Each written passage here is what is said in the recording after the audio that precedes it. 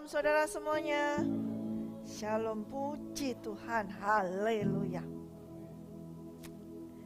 Ya, the royal priesthood adalah kehidupan imam-imam, imamat rajani, ya, yang terus menerus hidup untuk melayani Tuhan.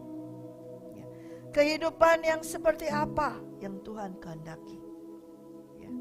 Coba kita buka terlebih dahulu di dalam Ibrani 3 ayat 1 sampai 6. Kita buka di dalam Ibrani 3 ayat 1 sampai 6. Sebab itu saudara-saudara yang kudus, yang mendapat bagian dalam panggilan surgawi, pandanglah kepada rasul dan imam besar yang kita akui, yaitu Yesus, yang setia kepada Dia yang telah menetapkannya, sebagaimana Musa pun setia dalam segenap rumahnya.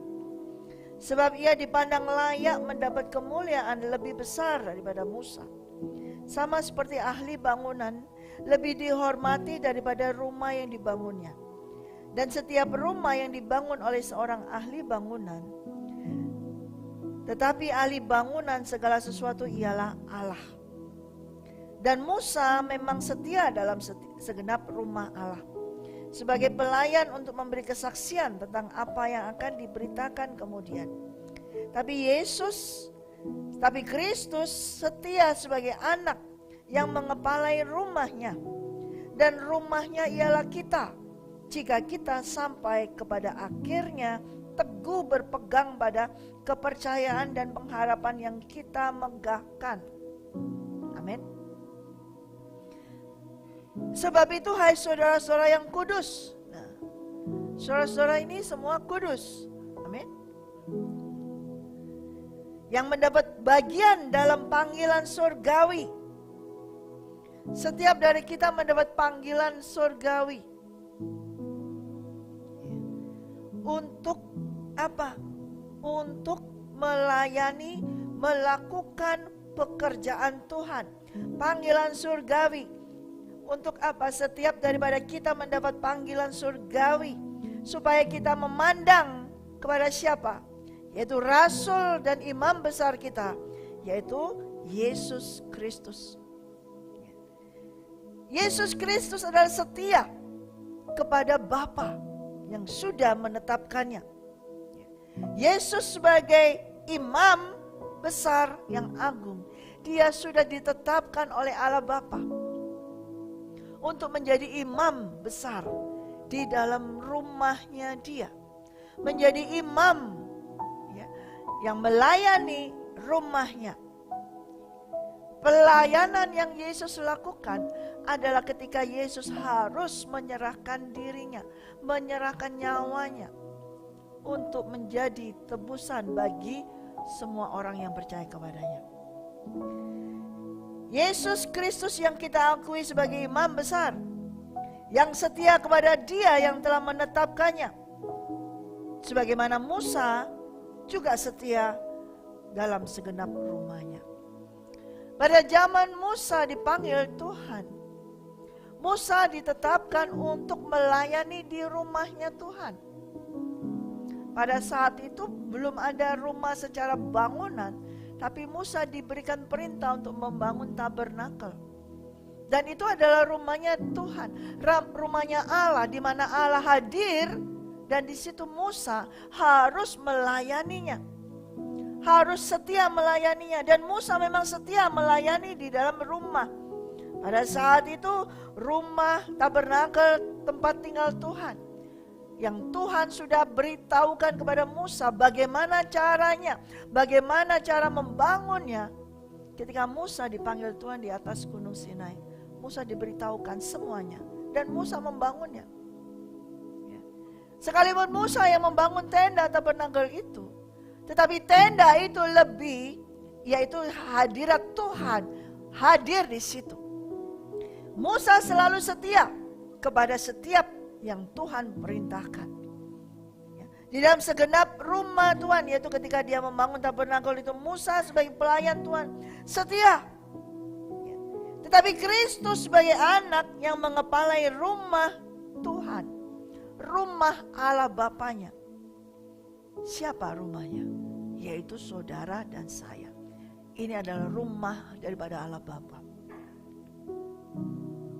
Karena itu ketika Yesus berkata kepada ahli-ahli Taurat, waktu dia mengajar di bait Allah, ketika dia membersihkan bait Allah, mereka semua marah. Mereka semua merasa, kamu siapa? Kamu punya hak apa membersihkan bait Allah? Karena di bait Allah itu dibuat sesuatu kekotoran oleh orang-orang pada saat itu. Bait Allah itu yang harusnya kudus, ada para penyamun, ada semua orang penjual, pedagang-pedagang. Ya, coba kita buka aja. Kita buka di dalam Yohanes 2.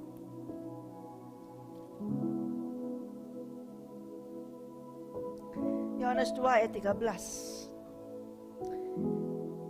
Pada hari raya Paskah,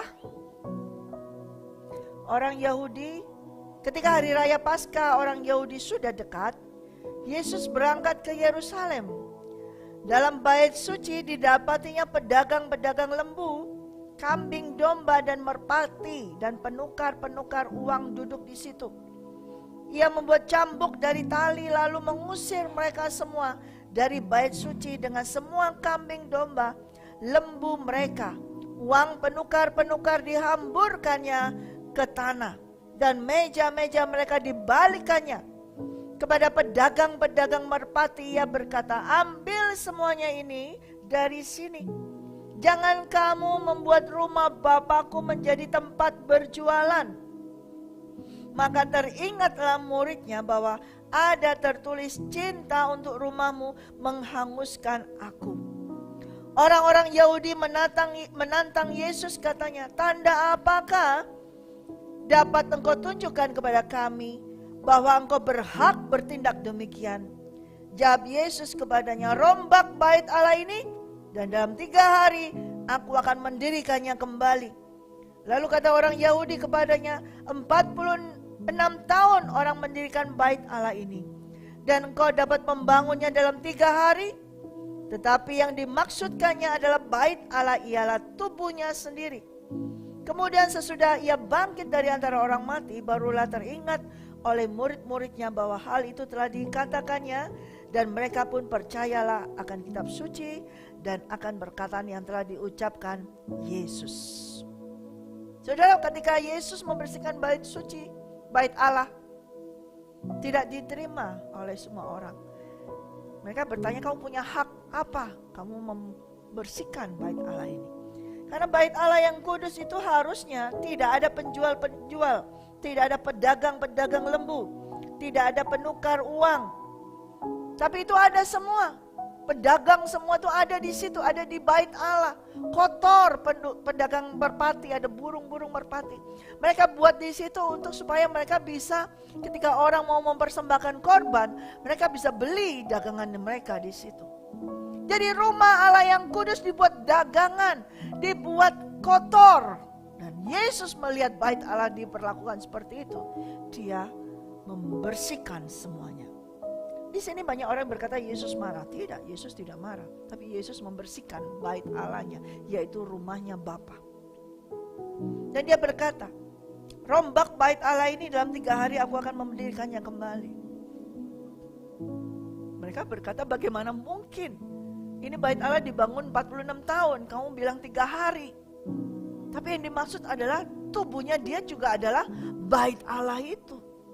Pada saat itu bangunan yang dibangun megah, bait Allah, ya, di mana setiap kali diadakan ibadah di situ. Tapi itu telah menjadi kotor karena banyaknya pedagang, orang semua berbisnis di situ. Dibuat lalu lalang, banyak bisnis, banyak semua. Jadi akhirnya kotor. Yang seharusnya beribadah, pikiran mereka jadi hanya bisnis, hanya usaha, dagang. Dan itu membuat kekotoran. Dan Yesus tidak mengendaki rumah Bapa dibuat seperti itu. Makanya dia bersihkan. Dan dia juga memberikan suatu pernyataan bahwa rombak bait Allah dalam 3 hari. Yaitu bicara tentang dirinya adalah bait Allah itu sendiri, rumah Allah. Dalam 3 hari dia mati. Dan dia akan mendirikannya kembali. Bait Allah bukan hanya gedung, saudara. Bait Allah itu adalah Yesus Kristus itu sendiri, adalah bait Allah itu sendiri.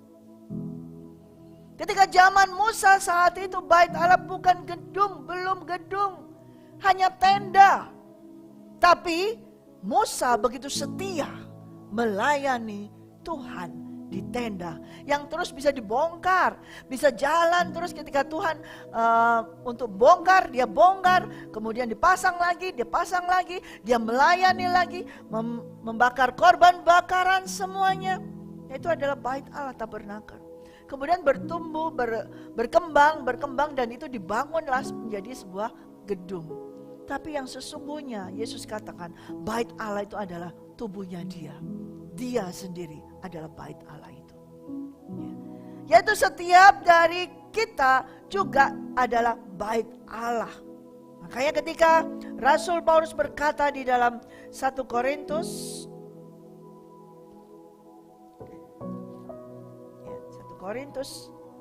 6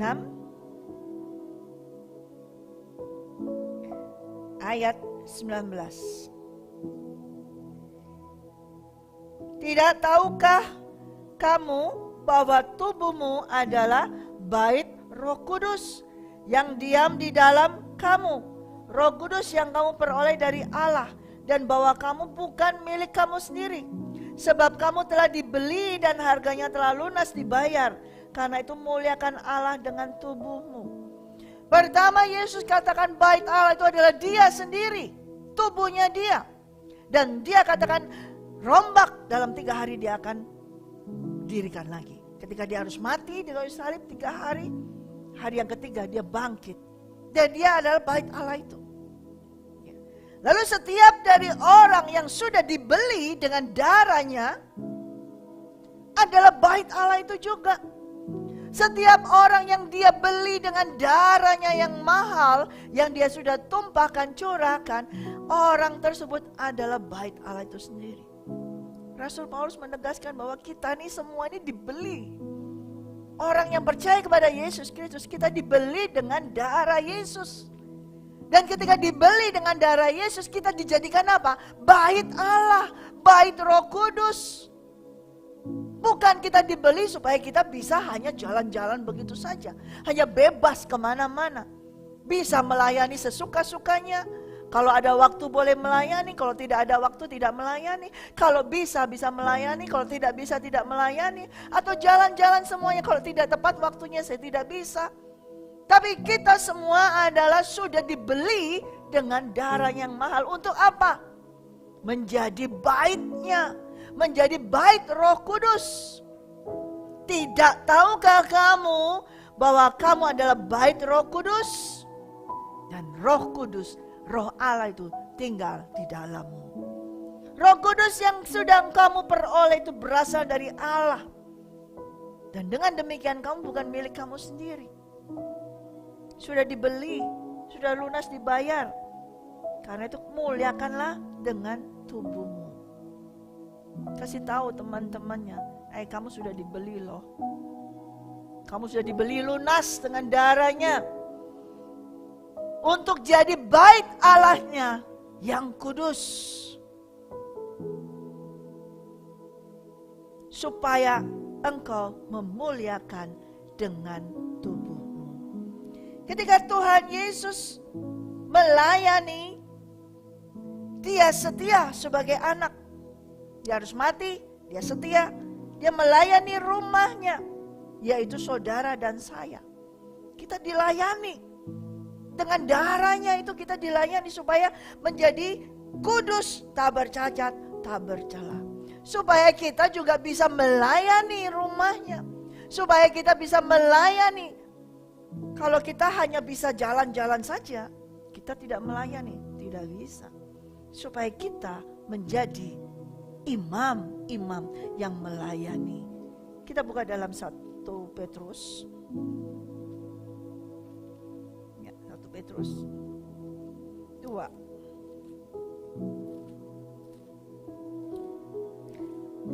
Petrus 2 ayat yang pertama sampai yang ke-10. Ya. Imamat Rajani, the royal priesthood. Kita baca di dalam 1 Petrus 2 ayat 1 hingga 10. Karena itu buanglah segala kejahatan, segala tipu muslihat, dan segala macam kemunafikan, kedengkian dan fitnah. Dan jadilah sama seperti bayi yang baru lahir, yang selalu ingin akan air susu yang murni, yang rohani, supaya olehnya kamu bertumbuh dan beroleh keselamatan. Jika kamu benar-benar telah mengecap kebaikan Tuhan, dan datanglah kepadanya batu yang hidup itu, yang memang dibuang oleh manusia, tetapi yang dipilih dan dihormat di hadirat Allah. Dan biarlah kamu juga dipergunakan sebagai batu hidup untuk pembangunan suatu rumah rohani, bagi suatu imamat kudus, untuk mempersembahkan persembahan rohani yang karena Yesus Kristus berkenan kepada Allah.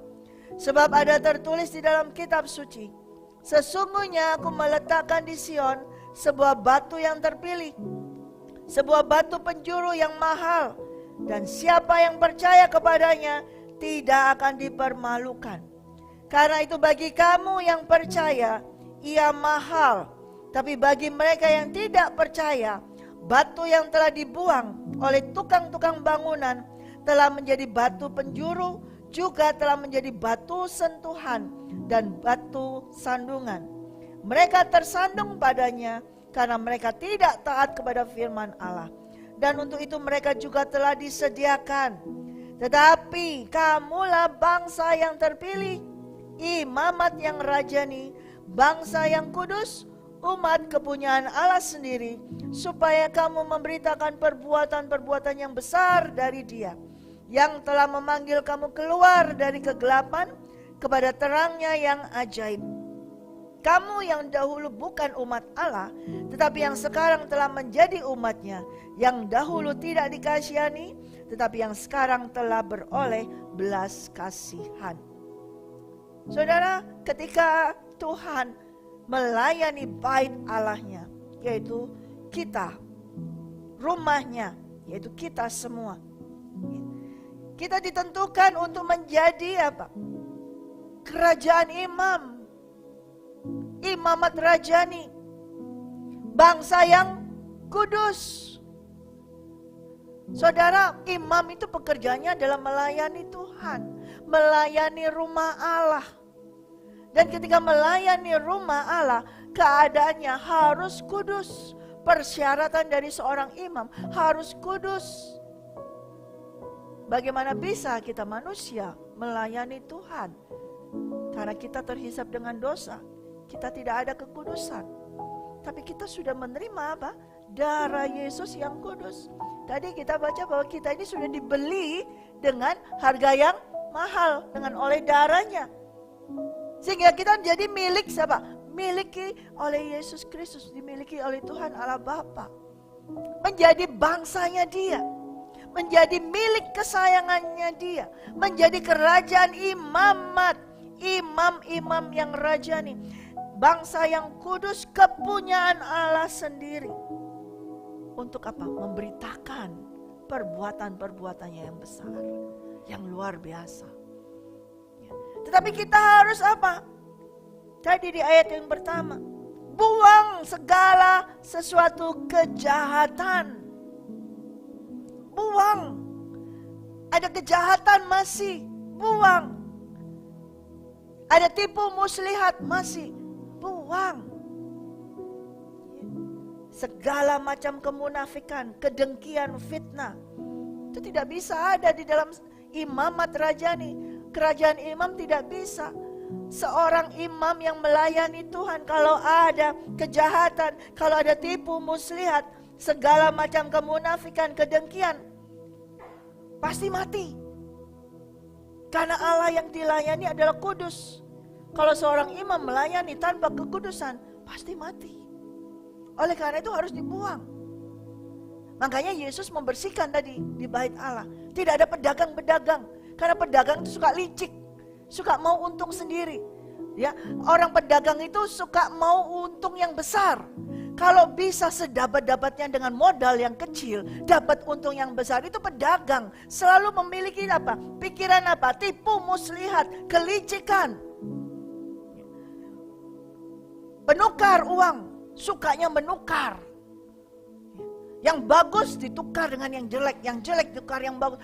Tukar, suka menukar, menipu, munafik, kemunafikan. Banyak kedengkian, amarah, fitnah. Itu ada di bait Allah. Karena itu Yesus bersihkan itu. Singkirkan itu semua.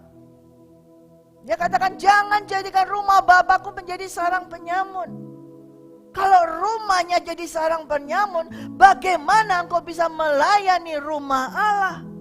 Kalau para imamnya adalah penyamun tersebut, bagaimana bisa melayani rumah Allah?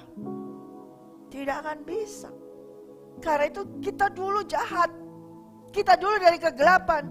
Tapi oleh darah Yesus kita sudah dipisahkan dari dunia. Kita sudah dikhususkan menjadi bangsa yang kudus. Tapi jangan lagi hidup di dalam kegelapan. Jangan lagi hidup di dalam kejahatan. Buang. Nah, dikatakan buang ini berarti masih ada. Ya. Sekalipun orang yang sudah menerima Yesus Kristus, orang yang sudah melayani di mimbar, pelayanan, WL, singer, musik semua, masih ada kejahatan, masih ada tipu muslihat, masih ada kemunafikan, masih ada kedengkian, masih ada fitnah. Nah, itu harus dibuang, saudara. Harus dibuang. Jangan dibiarkan, harus dibuang. Supaya kamu kembali menjadi kerajaan imamat, the royal priesthood, kudus, tak bercacat, tak bercela. Dan itu menjadi umat kepunyaan Allah sendiri. Tanpa kekudusan, sekalipun kau sudah melayani segala macam semuanya, tidak akan bisa memberitakan kebenaran perbuatan yang besar dari Tuhan. Semuanya adalah kebohongan. Karena imam ini pada saat zaman Musa, mereka setiap hari melayani di tenda, di kemah tabernakel itu. Melayani dengan apa? Mengorbankan. Korban bakaran itu dia lakukan. Pertama untuk siapa? Untuk dirinya sendiri. Untuk dirinya sendiri dulu, baru dia bisa melayani yang lainnya. Dalam Ibrani, coba kita lihat lagi. Nanti kita kembali di 1 Petrus. Sebentar kita buka dalam Ibrani. Ibrani 7.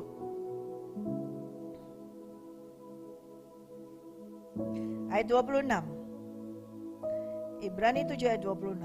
Sebab imam besar yang demikianlah yang kita perlukan, yaitu yang saleh, tanpa salah, tanpa noda, yang terpisah dari orang-orang berdosa, dan lebih tinggi daripada tingkat-tingkat surga, yang tidak seperti imam-imam besar lain. Nah, tidak seperti imam-imam besar lain yang pada zaman Musa, ya, yang semuanya sampai pada hari Yesus Kristus, yaitu yang apa?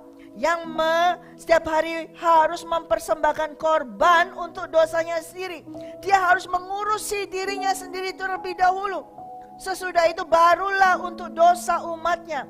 Sebab hal itu dilakukannya. Sebab ketika Yesus melakukan itu sekali untuk selama-lamanya. Tapi para imam ini berulang-ulang, saudara. Punya urusan, dia berulang-ulang setiap hari. Dia ngurusin dirinya sendiri dulu. Dia ngurusin korban untuk dirinya sendiri dulu. Baru bisa dia mengurusi persembahan korban untuk umatnya.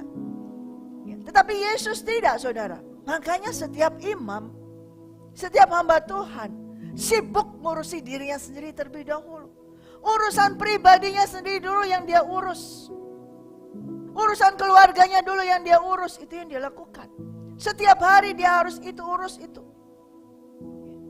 Baru dia ngurus yang lain. Tapi Yesus tidak. Sebagai imam besar dia tidak melakukan itu. Karena dia tidak ada urusan dengan dirinya. Karena dirinya apa? Tak bercacat, tak bercela. Tidak ada noda. Jadi dia tidak perlu mengorbankan korban untuk dirinya sendiri. Makanya dia langsung mengorbankan dirinya untuk siapa? Untuk saudara dan saya, untuk semua orang yang percaya kepadanya. Dan dilakukan itu sekali untuk selama-lamanya. Enggak ulang-ulang, enggak setiap hari bersihkan diri lagi, baru melayani Tuhan. Tapi Kristus Yesus, dia tidak perlu membersihkan dirinya karena dia tidak berdosa. Dan dia mengorbankan dirinya sekali untuk selamanya, untuk saudara dan saya. Seringkali dalam kehidupan kita, saudara, kita sibuk dengan urusan kita.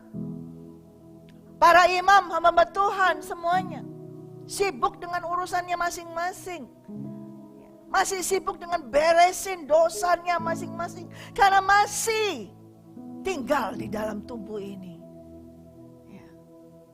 Tapi seharusnya kita ini percaya, kita tahu darah Yesus sudah dicurahkan untuk kita. Kalau kita mau saja mempersembahkan, kalau kita mau saja mengorbankan diri kita, mengorbankan ego kita, maka itu habis, saudara, dimakan oleh api Tuhan yang menghanguskan. Maka saudara bisa langsung melayani Tuhan. Para pelayan Tuhan harus kudus. WL Singer harus kudus.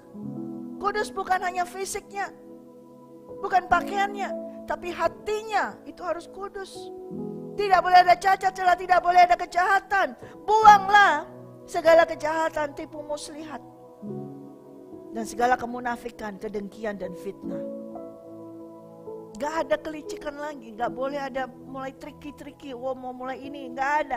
Gak ada apa, munafik tidak ada pakai topeng. Ya, kalau engkau melayani, engkau pakai topeng, kelihatannya holy, kudus. Tapi dalam hatimu marah, dalam hatimu iri, dalam hatimu ada kelicikan, dalam hatimu ada kemunafikan. Tak bisa. Harus dibersihkan, harus dibuang itu semua. Karena engkau adalah kerajaan imam yang melayani. Dan di sini dikatakan di dalam 1 Petrus 2 ayat 2. Jadilah sama seperti bayi yang baru lahir. Artinya yang murni ya, bukan seperti terus bayi ya. Tapi bayi yang baru lahir, yang selalu ingin akan air susu yang murni. Bukan mau firman yang gampang-gampang, bukan hanya mau firman yang lembek-lembek, tapi seorang bayi tentunya membutuhkan susu. Artinya di sini kamu harus jadi seorang yang baru ini mau dimurnikan, yang terus mau yang murni, yang terus mau yang sesuatu yang rohani, bukan yang duniawi lagi, bukan masuk lagi ke dalam keduniawian. Sehingga dengan demikian kamu boleh bertumbuh, beroleh keselamatan itu. Kalau benar-benar kamu mengecap kebaikan Tuhan. Dikatakan kita harus datang kepada batu yang hidup itu. Yesus Kristus dibuang seperti yang dibuang oleh manusia. Tapi dia dipilih dan dihormat oleh Tuhan Allah Bapa. Biarlah kita mau di ayat yang kelima. Dan biarlah kamu juga dipergunakan sebagai batu yang hidup untuk pembangunan suatu rumah rohani. Bagi suatu imamat kudus untuk mempersembahkan persembahan rohani karena Yesus Kristus berkenan kepada Allah.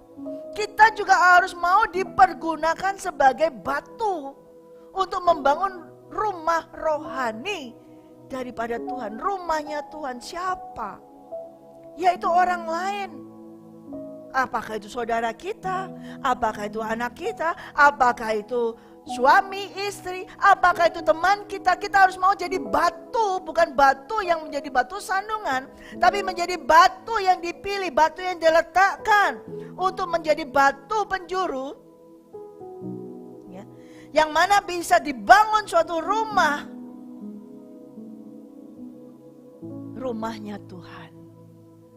Kehidupan seorang imam harus membangun rumahnya Tuhan.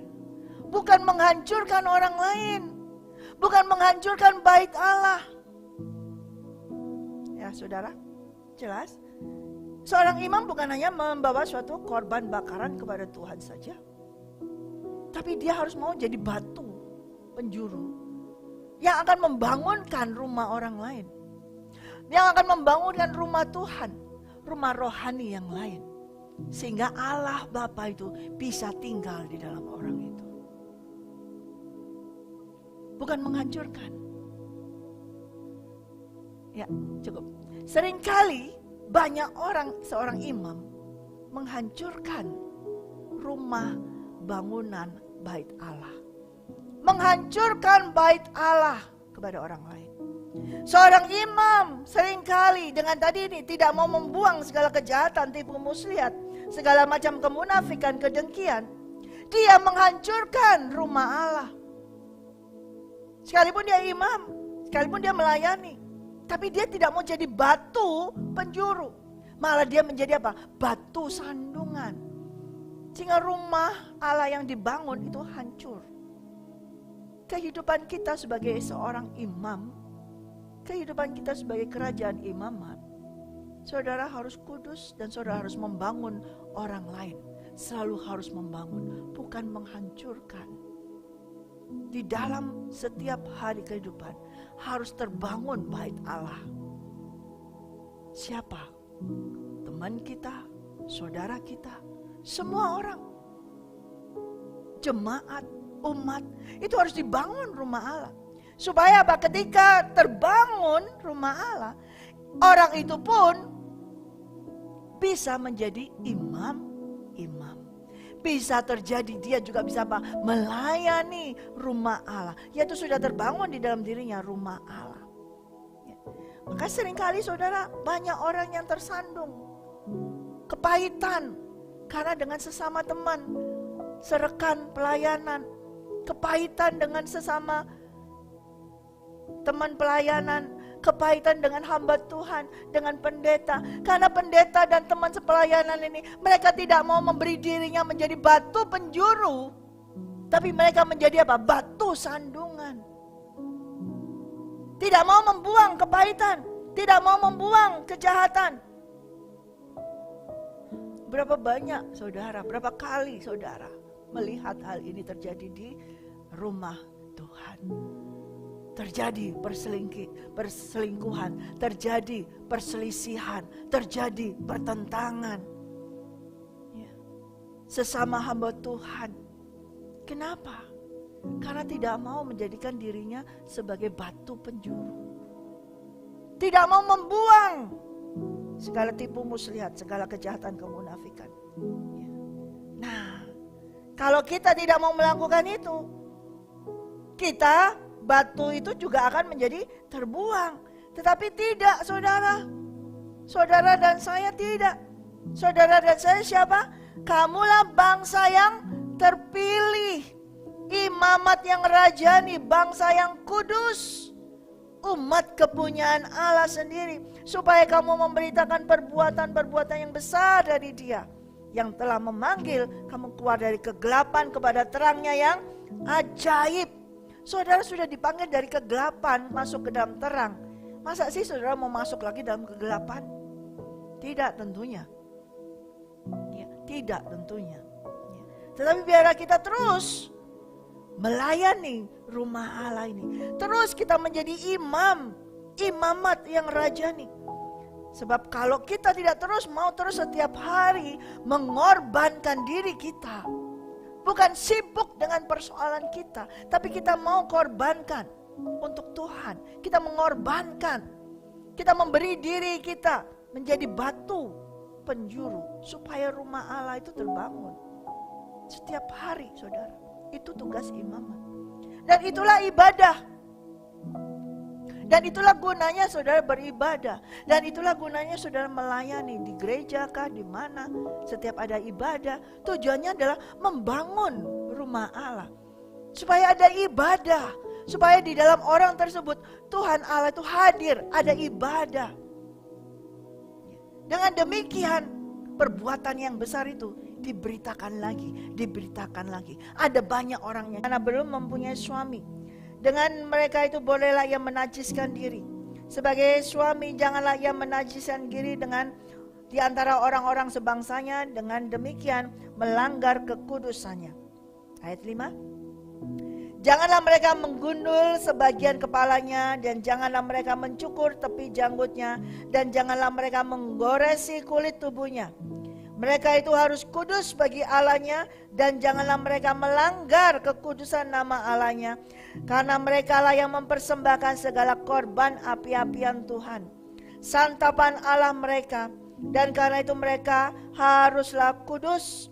Janganlah mereka mengambil seorang perempuan sundal, atau perempuan yang sudah dirusak kesuciannya, atau seorang perempuan yang telah diceraikan oleh suaminya, karena imam itu kudus bagi Allah, dan kamu harus menganggap dia kudus, karena dialah yang mempersembahkan santapan Allahmu, ia harus kudus bagimu.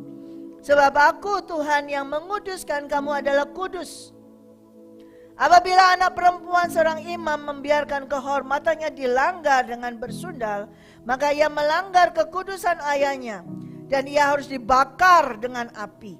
Imam yang terbesar di antara saudara-saudaranya, yang sudah diurapi dengan menuangkan minyak urapan di atas kepalanya, dan yang ditabiskan dengan mengenakan kepadanya segala pakaian kudus, janganlah membiarkan rambutnya terurai, dan janganlah ia mencabik pakaiannya. Janganlah ia dekat dengan semua mayat, bahkan janganlah ia menajiskan diri dengan mayat ayahnya atau ibunya.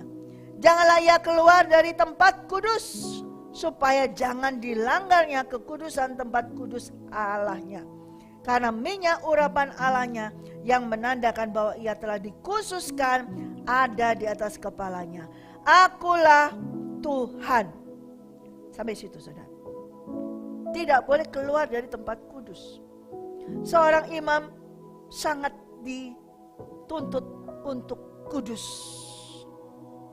Tidak boleh menggundul kepalanya, jangan mereka mencukur tepi janggutnya, ya. Dan jangan menggoresi kulitnya, tubuhnya, ini tato. Jangan mencabik bajunya, pakai baju yang sobek-sobek. Jangan mereka mengambil perempuan yang tidak kudus.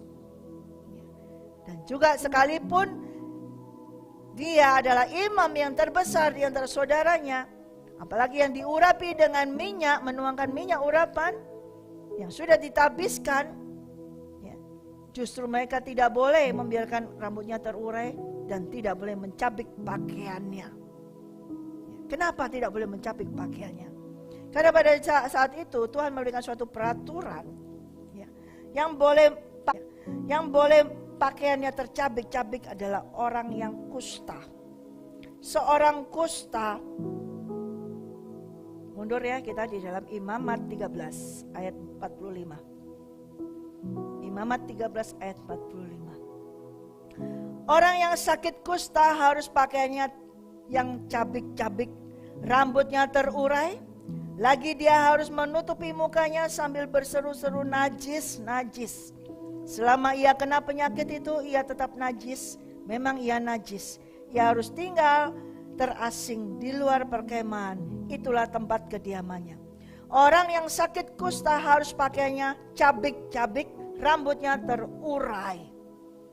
Tetapi imam tidak boleh rambutnya terurai dan pakaiannya tidak boleh cabik-cabik.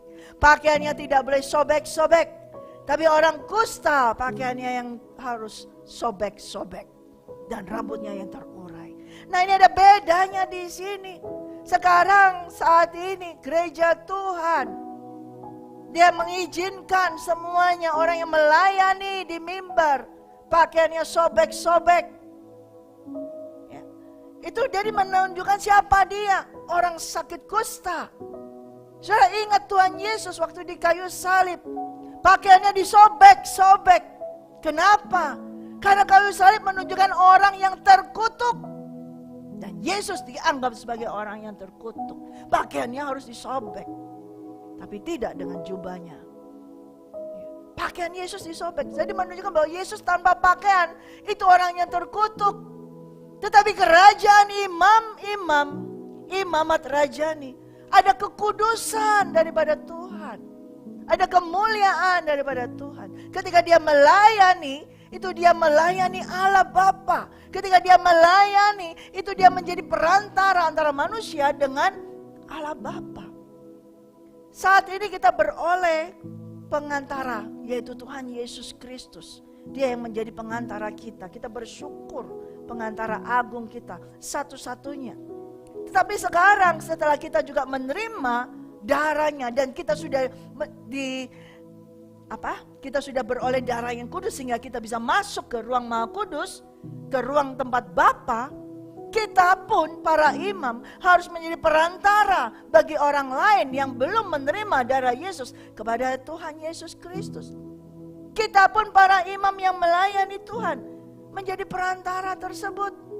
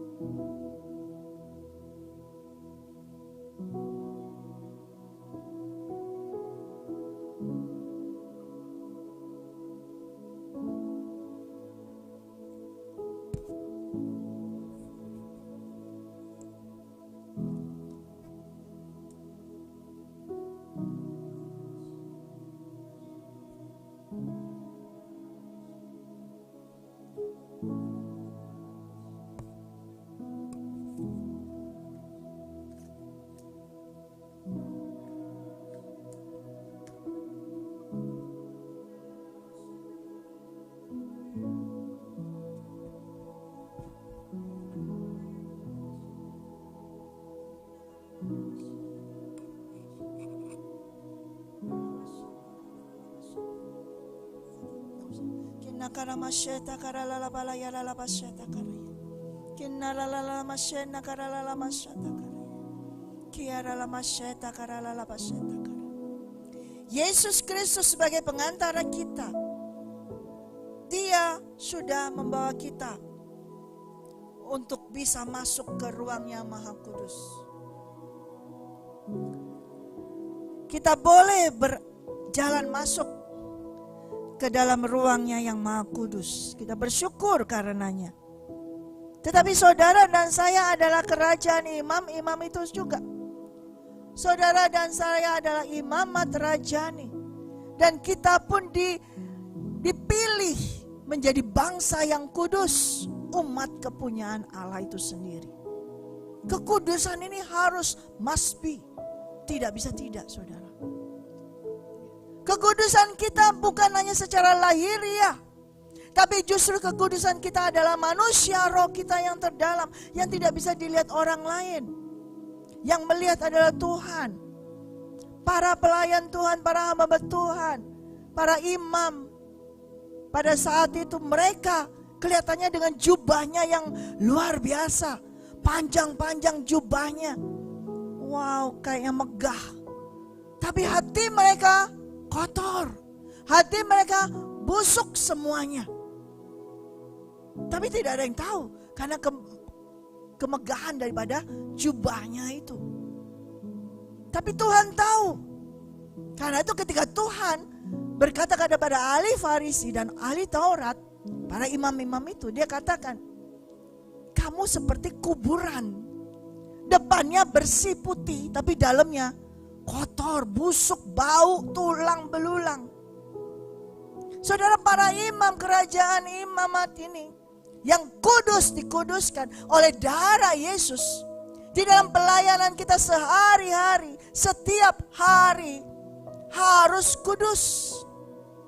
Tidak boleh ada kecemaran, tidak boleh ada kelaliman, tidak boleh ada kemunafikan. Harus kudus. Setiap hari, saudara. Di Menara Doa Jakarta ini kita ibadah 30 menit terlebih dahulu kita berdoa. Berdoa dalam roh. Berdoa oleh roh. Berdoa dalam Roh Kudus dengan bahasa roh. Untuk apa?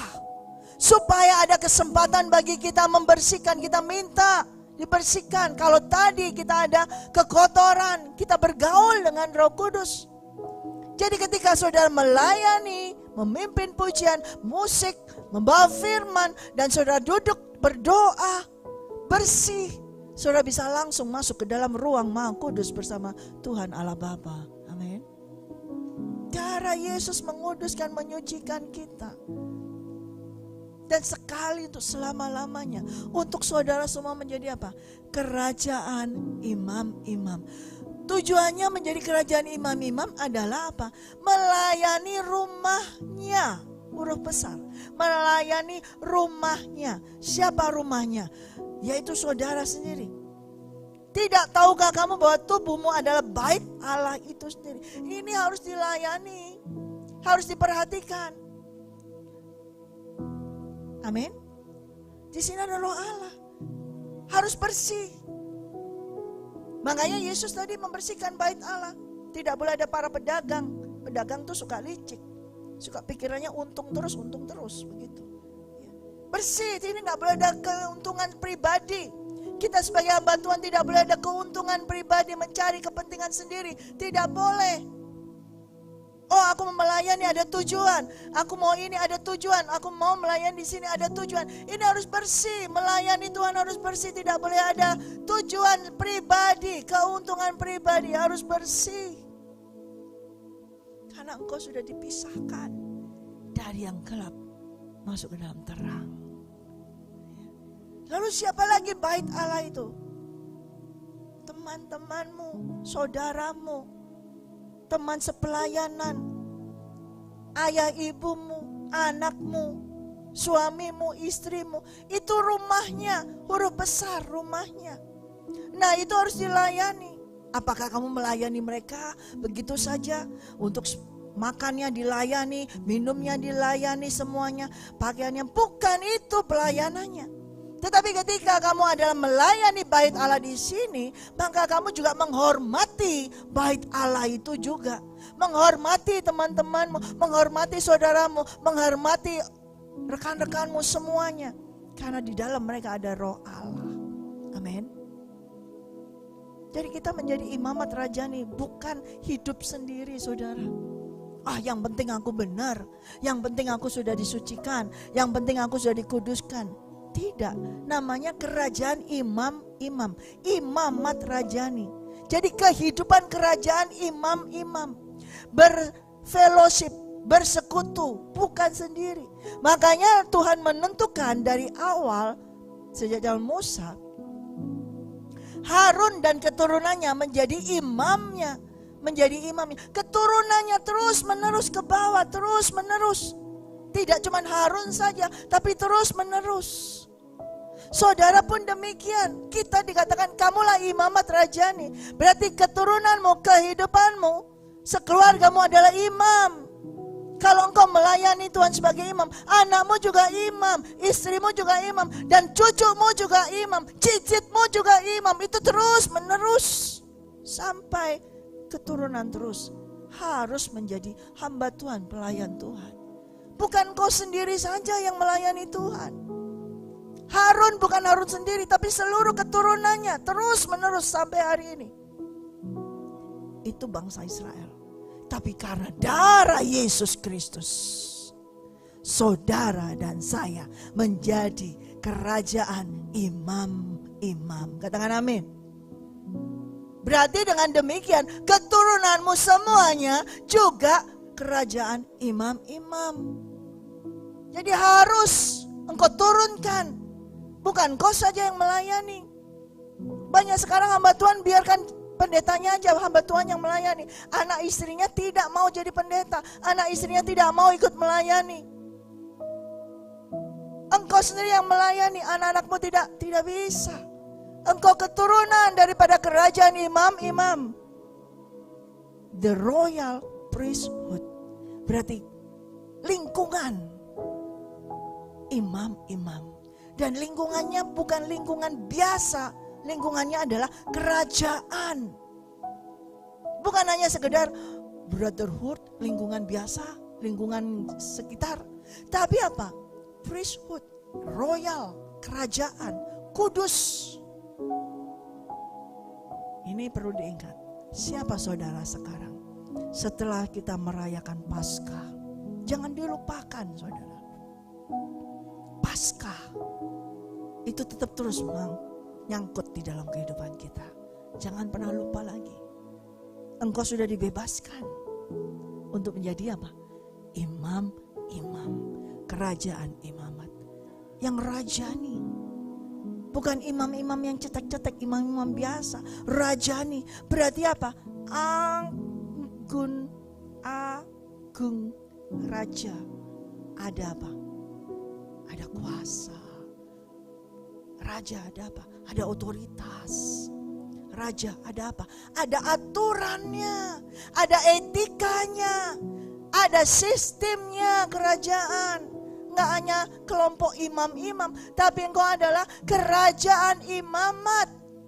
Ada sistem kerajaannya, ada peraturan kerajaannya, ada budaya kerajaannya. Nggak asal. Jadi melayani Tuhan nggak asal, ada aturannya.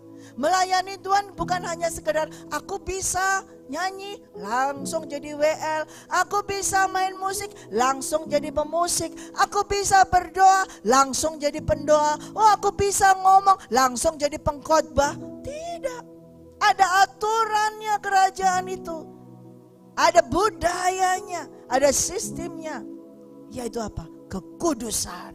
Karena raja di atas segala raja itu adalah kudus. Harus ikuti prosesnya, harus ikuti prosedurnya.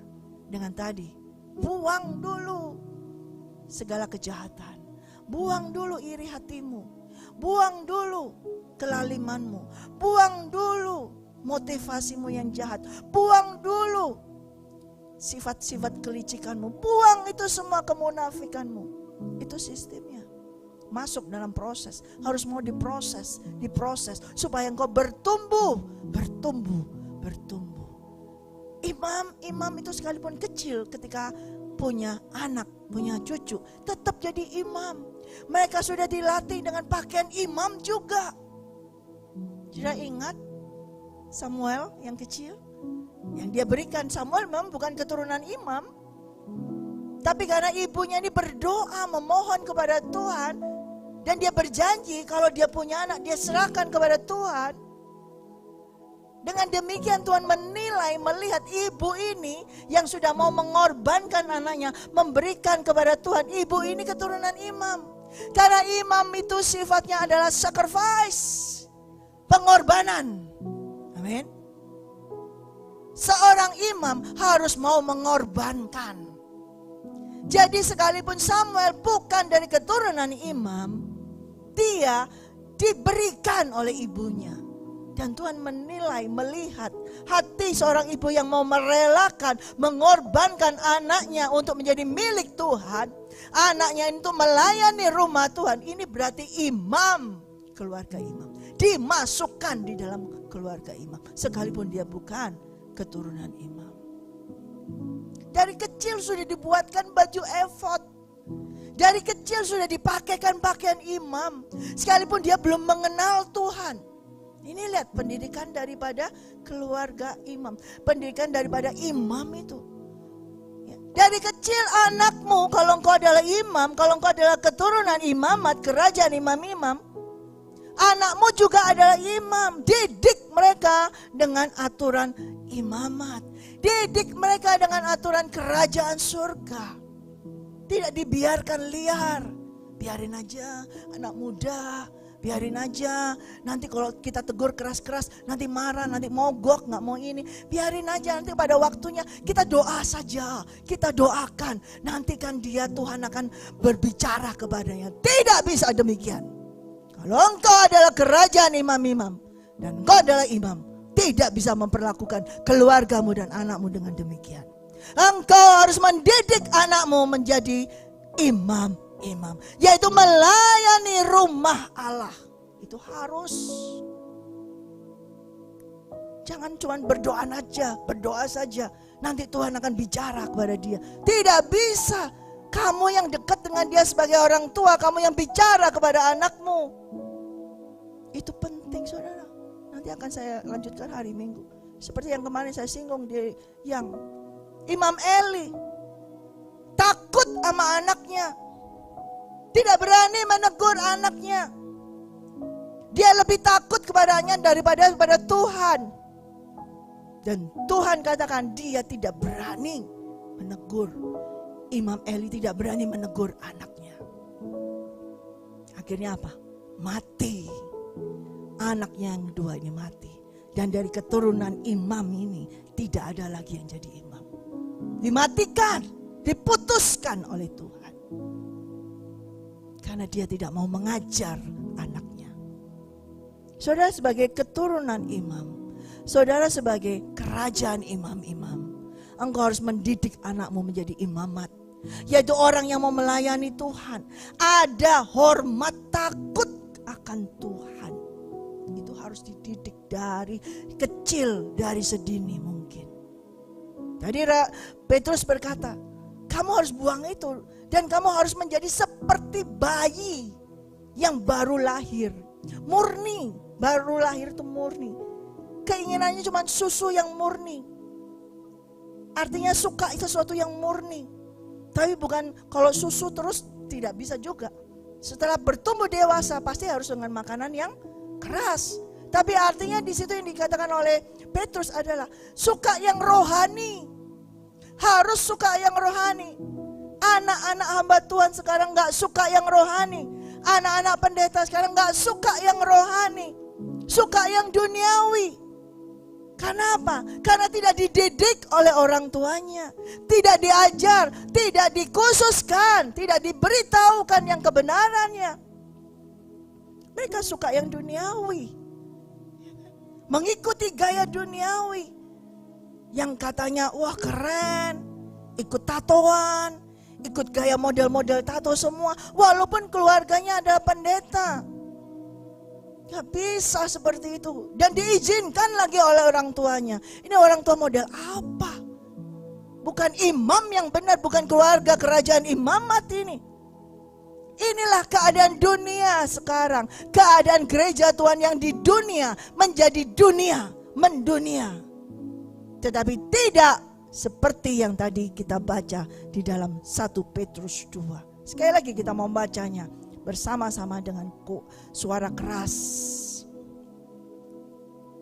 Ayat 9. 1 Petrus 2 ayat 9. Tetapi kamulah bangsa yang terpilih, imamat yang rajani, bangsa yang kudus, umat kepunyaan Allah sendiri, supaya kamu memberitakan perbuatan-perbuatan yang besar dari Dia yang telah memanggil kamu keluar dari kegelapan kepada terangnya yang ajaib.